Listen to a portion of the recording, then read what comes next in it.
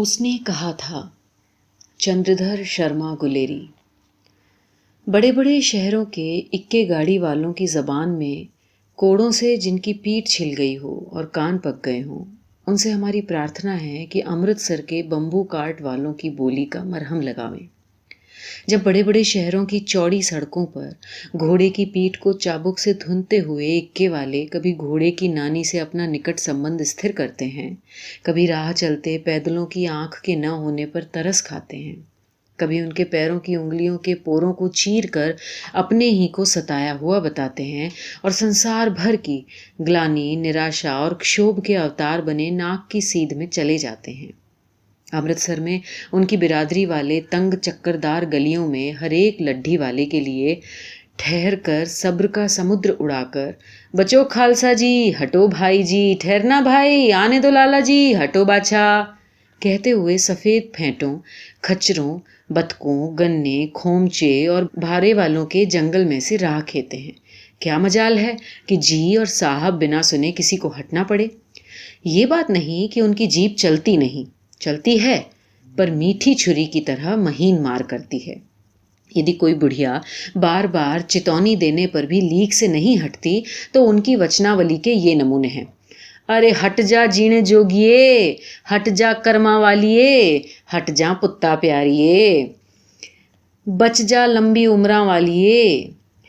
कुल अर्थ ये है कि तू जीने योग्य है, तू भागों वाली है, पुत्रों की प्यारी है, लंबी उम्र तेरे सामने है, तू क्यों मेरे पहियों के नीचे आना चाहती है, बच जा।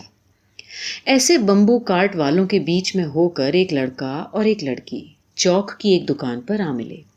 उसके बालों और उसके ढीले सुथने से जान पड़ता था कि दोनों सिख हैं। वो अपने मामा के केश धोने के लिए दही लेने आया था और ये रसोई के लिए बड़ियां। दुकानदार एक परदेसी से गुंथ रहा था जो सेर भर गीले पापड़ों की गड्डी को गिने बिना हटता न था।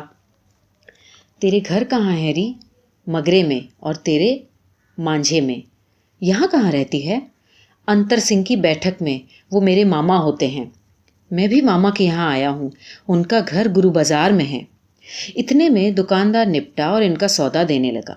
सौदा लेकर दोनों साथ साथ चले। कुछ दूर जाकर लड़के ने मुस्कुराकर पूछा, तेरी कुड़माई हो गई? इस पर लड़की ने कुछ आंखें चढ़ाकर धत्त कहा और दौड़ गई। लड़का देखता रह गया।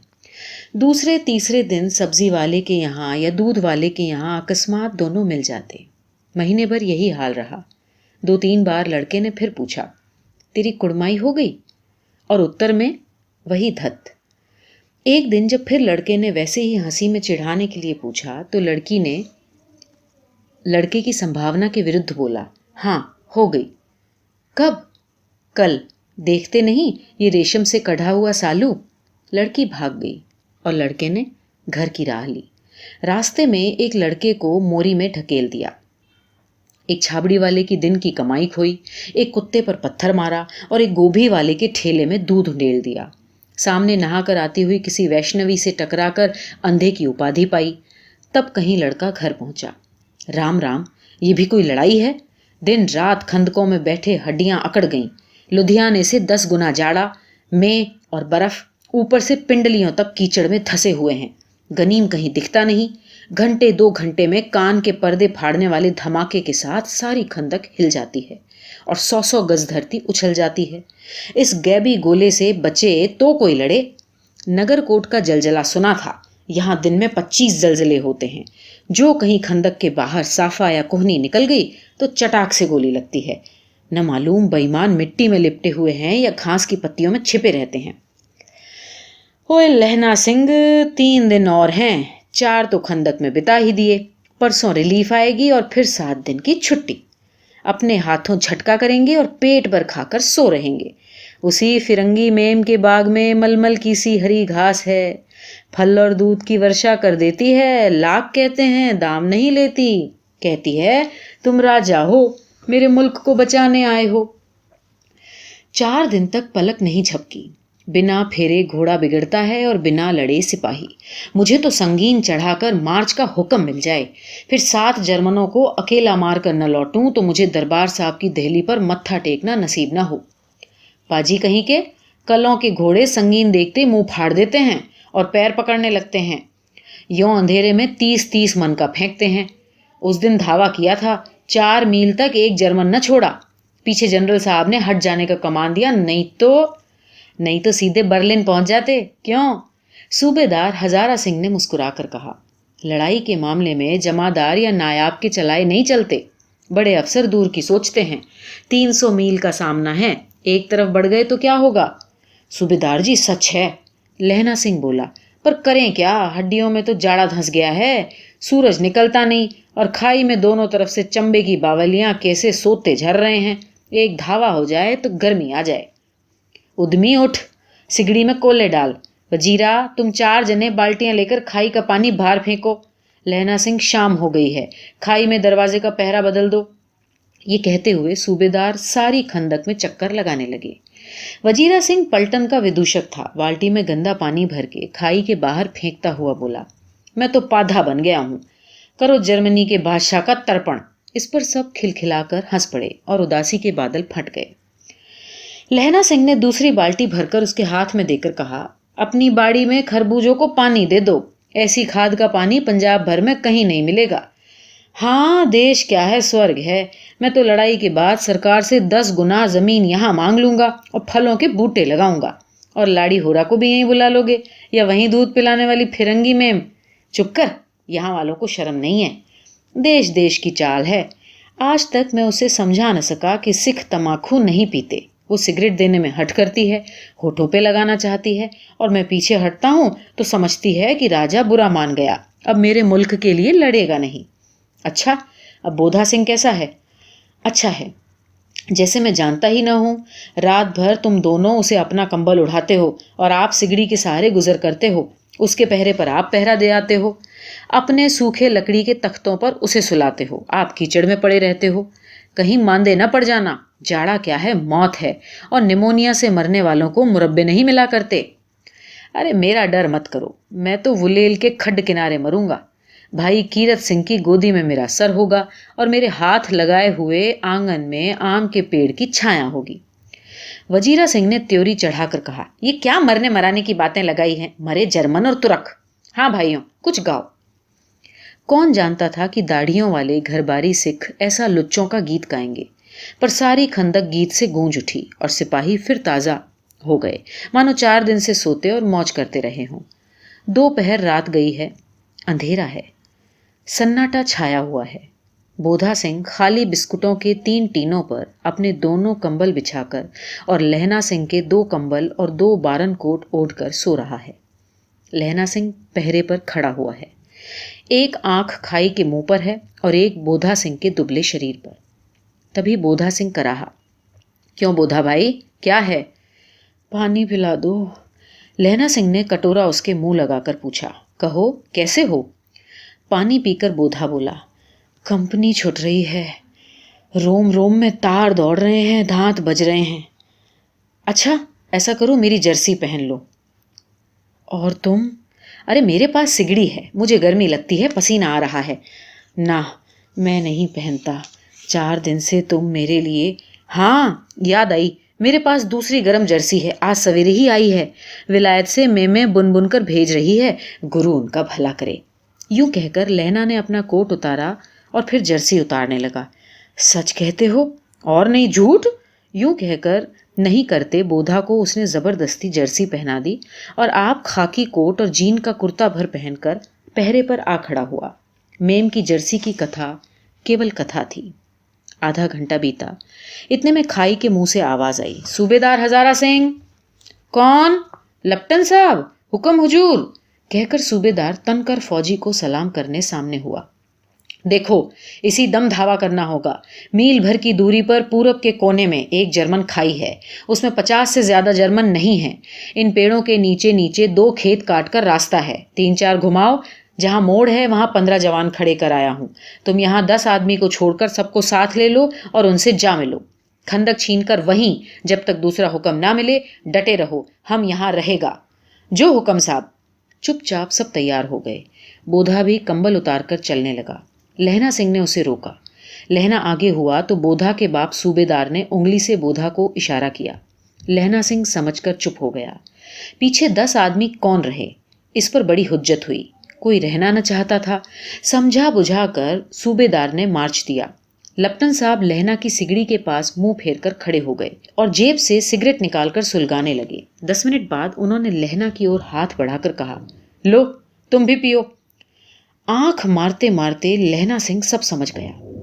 मुंह का भाव छिपाकर बोला, लाओ साहब। हाथ आगे करते ही सिगड़ी के उजाले में साहब का मुंह देखा, बाल देखे और उसका माथा ठनका। लप्टन साहब के पट्टियों वाले बाल एक दिन में कहाँ उड़ गए और उसकी जगह कैदियों के से कटे हुए बाल कैसे आ गए? शायद साहब शराब पिए हुए हैं और उन्हें बाल कटवाने का मौका मिल गया। लहना सिंह ने जांचना चाहा। लप्टन साहब 5 वर्ष से उनकी रेजिमेंट में थे। क्यों साहब, हम लोग हिंदुस्तान कब जाएंगे? लड़ाई खत्म होने पर। क्यों, क्या ये देश पसंद नहीं? नहीं साहब, शिकार के वो मजे यहाँ कहाँ। याद है, पार साल नकली लड़ाई के पीछे हम आप जगाधारी के जिले में शिकार करने गए थे। हाँ हाँ, वहीं जब आप खोते पे सवार थे और आपका खानसामा अब्दुल्ला रास्ते के एक मंदिर में जल चढ़ाने को रह गया था। बेशक, पाजी कहीं का। सामने से वो नील गाय निकली कि ऐसी बड़ी मैंने तो कभी देखी ना थी, और आपकी एक गोली कंधे में लगी और पुट्ठे में से निकली। ऐसे अफसर के साथ शिकार खेलने में अपना मजा है। क्यों साहब, शिमले से तैयार होकर उस नील गाय का सिर आ गया था? आपने कहा था कि रेजिमेंट की मैस में लगाएंगे। हाँ, आ तो गया था, पर मैंने उसे विलायत भेज दिया। ऐसे बड़े बड़े सींग 2-2 फुट के तो होंगे। हाँ लैना सिंह, 2 फुट 4 इंच के थे। तुमने सिगरेट नहीं पिया? पीता हूँ साहब, दिया सलाई लेकर आता हूँ। ये कहकर लहना सिंह खंदक में घुसा। अब उसे संदेह नहीं रहा था। उसने झटपट निश्चय कर लिया कि क्या करना चाहिए। अंधेरे में किसी सोने वाले से वो टकराया। कौन? वजीरा सिंह? हाँ, क्यों लेना, क्या कयामत आ गई? जरा तो आंख लगने दी होती। होश में आओ, कयामत आई है, कयामत। और इस दफा कयामत लप्टन साहब की वर्दी पहनकर आई है। क्या? लप्टन साहब या तो मारे गए या फिर कैद हो गए हैं। उनकी वर्दी पहनकर कोई जर्मन आया है। सूबेदार ने उसका मुंह नहीं देखा, मैंने देखा है और बातें की है। सोहरा साफ उर्दू बोलता है, पर किताबी उर्दू, और मुझे पीने को सिगरेट दिया है। तो अब मारे गए, दोखा है। सूबेदार कीचड़ में चक्कर काटते फिरेंगे और यहाँ खाई पर धावा होगा। उधर उन पर खुले में धावा। उठो, एक काम करो, पलटन के पैरों के निशान देखते देखते दौड़ जाओ, अभी दूर न गए होंगे। सूबेदार से कहो कि एकदम लौट आवें। खंदक की बात झूठ है, चले जाओ। खंदक के पीछे से निकल जाओ, पत्ता तक न खड़के, देर न करो। हुक्म तो ये है कि हम यहीं। अरे ऐसी की तैसी हुक्म की। मेरा हुक्म, जमादार लहना सिंह का, जो इस वक्त यहाँ सबसे बड़ा अफसर है, ये उसका हुक्म है। मैं इस लप्टन की खबर लेता हूँ। पर यहाँ तो तुम 8 ही हो। 8 नहीं, 10 लाख। एक एक अकालिया सिख 1.25 लाख के बराबर होता है। तुम जाओ। लौटकर खाई के मुहाने पर लहना सिंह दीवार से चिपक गया। उसने देखा कि लप्टन साहब ने जेब से बेल के बराबर 3 गोले निकाले। तीनों को जगह जगह खंदक की दीवारों में घुसेड़ दिया और तीनों में एक तार बांध दिया। तार के आगे सूत की एक गुत्थी थी, जिसे सिगड़ी के पास रखा। बाहर की तरफ एक दिया सिलाई गुत्थी पर रखने जा ही रहा था कि बिजली की तरह दोनों हाथों से उल्टी बंदूक को उठाकर साहब की कोहनी पर तान कर मारा। धमाके के साथ साहब के हाथ से दिया सिलाई गिर पड़ी। लहना सिंह ने एक कुंदा साहब की गर्दन पर मारा और साहब ओ माय गॉड कहते हुए चित्त हो गए। लहना सिंह ने तीनों गोले बिनकर खंदक के बाहर फेंके और साहब को घसीटकर सिगड़ी के पास लेटाया। जेबों की तलाशी ली, 3-4 लिफाफे और एक डायरी निकालकर उन्हें अपनी जेब के हवाले कर दिया। लहना सिंह कहता गया, चालाक तो बड़े हो, पर मांझे का लहना इतने बरस लप्टन साहब के साथ रहा है। उसे चकमा देने के लिए 4 आंखें चाहिए, 4। 3 महीने हुए एक तुर्की मौलवी मेरे गांव आया था। औरतों को बच्चे की ताबीज बांटता था और बच्चों को दवाई देता था। चौधरी की बड़ के नीचे मंजा बिछाकर हुक्का पीता रहता था। कहता था जर्मनी वाले बड़े पंडित हैं, वेद पढ़ पढ़कर उसमें से विमान चलाने की विधा जान गए हैं। गाय को नहीं मारते, हिंदुस्तान में आ जाएंगे तो गौ हत्या बंद कर देंगे। मंडी के बनियों को बहकाता था कि डाक खाने से रुपया निकाल लो, सरकार का राज जाने वाला है। डाक बाबू पोलू राम भी डर गया था। मैंने मुल्ला जी की दाढ़ी मूंद दी और गांव से बाहर निकाल कर कहा कि खबरदार जो मेरे गांव में अब पैर रखा तो। साहब की जेब में से पिस्तौल चली और लहना की जांघ में गोली लगी। इधर लहना ने अपनी हेरन मार्टिनी के 2 फायरों के साथ साहब की कपाल क्रिया कर दी। धड़ाका सुनकर सब दौड़ आए। बोधा चिल्लाया, क्या है? लहना सिंह ने उसे तो ये कहकर सुला दिया कि एक हड़का हुआ कुत्ता आया था, मार दिया। औरों से सब हाल कह दिया। बंदूकें लेकर सब तैयार हो गए। लहना ने साफा फाड़ कर घाव के दोनों तरफ पट्टियां कसकर बांधी। घाव मांस में ही था। पट्टियों के कसने से लहू निकलना बंद हो गया। इतने में 70 जर्मन चिल्लाकर खाई में घुस पड़े। सिखों की बंदूकों की बाढ़ ने पहले धावे को रोका, दूसरे को रोका, पर यहाँ थे 8। लहना सिंह तक तक कर मार रहा था। वो खड़ा था और बाकी लेटे हुए थे। वो 8 और वो 70 अपने मुर्दा भाइयों के शरीर पर चढ़ चढ़कर जर्मन आगे घुस आते थे। थोड़े से ही मिनटों में वे अचानक आवाज आई, वाहेगुरु जी दी फतेह, वाहेगुरु जी दा खालसा, और धड़ाधड़ बंदूकों के फायर जर्मनों की पीठ पर पड़ने लगे। ऐन मौके पर जर्मन 2 चक्की के पाटों के बीच फंस गए। पीछे से सूबेदार हजारा सिंह के जवान आंख बरसाते थे और सामने लहना सिंह के साथियों के संगीन चल रहे थे। पास आने पर पीछे वालों ने भी संगीन पिरोना शुरू कर दिया। एक किलकारी और, अकाली सिखा दी फौज आई, वाह गुरु जी दी फतेह, वाहे गुरु जी दा खालसा, सत श्री अकाल, और लड़ाई खत्म हो गई। 63 जर्मन या तो खेत रहे या कराह रहे थे। सिखों में 15 के प्राण गए। सूबेदार के कंधे में से गोली आर पार निकल गई। लहना सिंह की पसली में एक गोली लगी। उसने घाव को खंदक की गीली मिट्टी से पूर लिया। किसी को खबर न हुई कि लहना के दूसरा घाव भारी लगा है। लड़ाई के समय चांद निकल आया था, ऐसा चांद जिसके प्रकाश से संस्कृत कवियों का दिया हुआ क्षयी नाम सार्थक होता है, और हवा ऐसी चल रही थी जैसी कि बाण भट्ट की भाषा में दंत वीणोपदेशाचार्य कहलाती। वजीरा सिंह कह रहा था कि कैसे मन भर फ्रांस की भूमि मेरे बूटों से चिपक रही थी जब मैं दौड़ा दौड़ा सूबेदार के पीछे गया था। सूबेदार लहना सिंह से सारा हाल सुन और कागजात पाकर उसकी तुरंत बुद्धि को सराह रहे थे और कह रहे थे कि तू न होता तो आज सब मारे जाते। इस लड़ाई की आवाज़ 3 मील दाहिनी ओर की खाई वालों ने सुन ली थी। उन्होंने पीछे टेलीफोन कर दिया था। वहां से झटपट डॉक्टर और 2 बीमार ढोने वाली गाड़ियां चली जो कोई 1.5 घंटे के अंदर अंदर वहां आ पहुंची।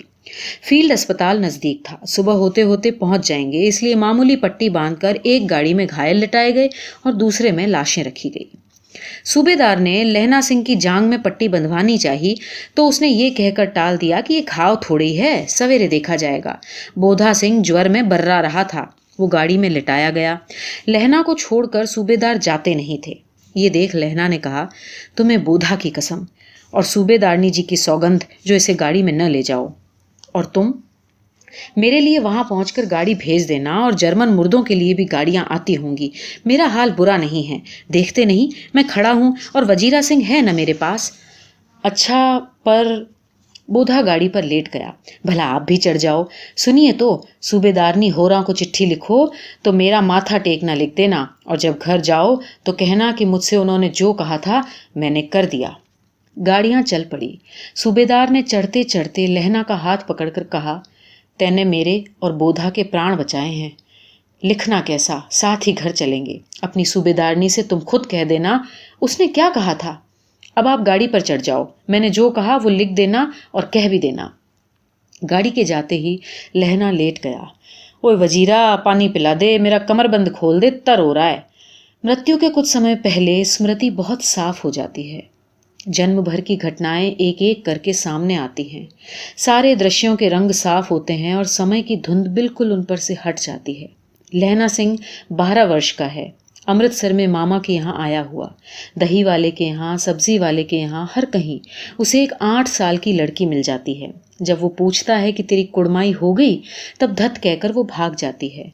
एक दिन उसने उससे वैसे ही पूछा और उसने कहा, हाँ कल हो गई। देखते नहीं ये रेशम के फूलों वाला सालू। सुनते ही लहना सिंह को दुख हुआ, क्रोध हुआ। क्यों हुआ? ओए वजीरा सिंह, पानी पिला दे। 25 साल बीत गए। अब लहना सिंह नंबर 77 राइफल्स में जमादार हो गया है। उस 8 वर्ष की कन्या का ध्यान ही न रहा। न मालूम वो कभी मिली थी या नहीं मिली। 7 दिन की छुट्टी लेकर जमीन के मुकदमे की पैरवी करने वो अपने घर गया। वहाँ रेजिमेंट अफसर की चिट्ठी मिलती है कि फौज लाम पर जाती है, फौरन चले आओ। साथ ही सूबेदार हजारा सिंह की चिट्ठी मिली कि मैं और बोधा सिंह भी लाम पर जाते हैं, लौटते हुए हमारे घर होते जाना, साथ चलेंगे। सूबेदार का गांव रास्ते में पड़ता था और सूबेदार उसे बहुत चाहता था। लहना सिंह सूबेदार के यहाँ पहुंचा। जब चलने लगे तब सूबेदार बेड़े में से निकल कर आया। बोला, लहना, सूबेदारनी तुझको जानती है, बुलाती है, जा मिला। लहना सिंह भीतर पहुंचा। सूबेदारनी मुझे जानती है? कब से? रेजिमेंट के क्वार्टरों में तो कभी सूबेदार के घर के लोग रहे नहीं। दरवाजे पर जाकर उसने मत्था टेकना चाहा, असीस सुनी। लहना सिंह चुप। मुझे पहचाना? नहीं। तेरी गुड़माई हो गई? धत, कल हो गई। देखते नहीं, रेशमी बूटों वाला सालू अमृतसर में। भावों की टकराहट से मूर्छा खुली, करवट बदली और पसली का घाव बह निकला। वजीरा पानी पिला, उसने कहा था। सपना चल रहा है, सूबेदारनी कह रही है। मैंने तेरे को आते ही पहचान लिया। एक काम कहती हूँ, मेरे तो भाग फूट गए। सरकार ने बहादुर का खिताब दिया है, लायलपुर में ज़मीन दी है। आज नमक हलाली का मौका आया है, पर सरकार ने हम तिमियों की घघरियाँ पलटन क्यों न बना दी, जो मैं भी सूबेदार जी के साथ चली जाती। एक बेटा है, फौज में भर्ती हुए उसे अभी 1 ही साल हुआ। उसके पीछे 4 और हुए, पर एक भी न जिया। सूबेदारनी रोने लगी। अब दोनों जाते हैं, मेरे भाग। तुम्हें याद है, एक दिन टांगे वाले का घोड़ा दही वाले की दुकान के पास बिगड़ गया था। तुमने उस दिन मेरे प्राण बचाए थे। आप घोड़े की लातों में चले गए थे और मुझे उठाकर दुकान के तख्ते पर खड़ा कर दिया था। ऐसे ही इन दोनों को भी बचाना, ये मेरी भिक्षा है। तुम्हारे आगे आंचल पसारती हूँ। रोती रोती सूबेदारनी उबारी में चली गई। लहना भी आंसू पोंछता हुआ बाहर आया। वो वजीरा सिंह, पानी पिला दे, उसने कहा था। लहना का सिर अपनी गोदी पर रखे वजीरा सिंह बैठा है। जब मांगता है तब पानी पिला देता है। आधे घंटे तक लहना चुप रहता है और फिर बोलता है, कौन, कीरत सिंह? वजीरा ने कुछ समझ कर कहा, हाँ भैया, मुझे कुछ ऊंचा कर ले, अपने पट्टे पर मेरा सिर रख ले। वजीरा ने वैसे ही किया। हाँ, अब ठीक है, थोड़ा पानी पिला दे बस। अब के हाड़ में ये आम खूब फलेगा। चाचा भतीजा यहीं बैठकर आम खाना। जितना बड़ा तेरा भतीजा है उतना ही बड़ा ये आम भी। जिस महीने उसका जन्म हुआ उसी महीने मैंने लगाया था। वजीरा सिंह के आंसू टप टप टपक रहे थे। कुछ दिन पीछे लोगों ने अखबारों में पढ़ा, फ्रांस और बेल्जियम 68वीं सूची, मैदान में घावों से मरा नंबर 77 सिख राइफल्स, जमादार लहना सिंह।